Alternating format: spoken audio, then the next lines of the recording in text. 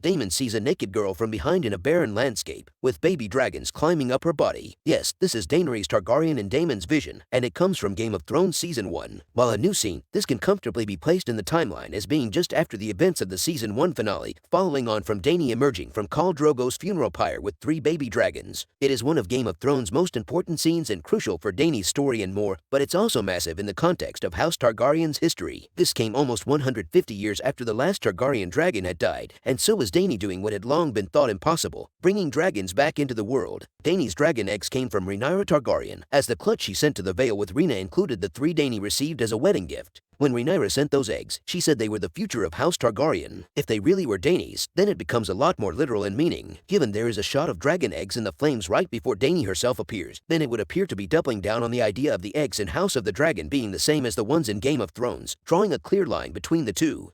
Does Daemon's vision confirm Dany is the prince that was promised? The question of who the prince that was promised was in Game of Thrones has long been without an official answer, though it really comes down to either Jon Snow or Dany Targaryen. And with Daemon's vision, House of the Dragon appears to be coming down on the side that it really was Dany who was the prophesied savior of Westeros. One big clue is the red comet that precedes her appearance. A bleeding star features in the prophecy, and the red star bleeding is also part of the Azor Ahai prophecy, with the two long conflated, and certainly likely one and the same in show canon if not the book. Aegon's Song of Ice and Fire dream also connects to the prophecy, with the inscription on the cat's paw dagger reading, "From my blood comes the prince that was promised, and his shall be the song of ice and fire." The High Valyrian word for prince doesn't actually have a gender, which means it could be prince or princess. Rhaenyra herself believes that she is either going to be this prophesied savior, or that it will at least come from her blood and Daemon's. The Targaryen line continues through their second son, Viserys, right through to Dany many decades later. Given it's also connected to the White Walkers, then this vision really seems to be saying Dany is the prince that was promised, and that Daemon needs to support Rhaenyra for the savior to arrive. Did Emilia Clarke return as Dany for House of the Dragon? One big question regarding Daenerys' appearance in House of the Dragon is who plays the Mother of Dragons. At the time of writing, it has not been confirmed who is in the role, but it can safely be said that Emilia Clarke did not return as Dany. She does not appear in the credits, and if she had returned,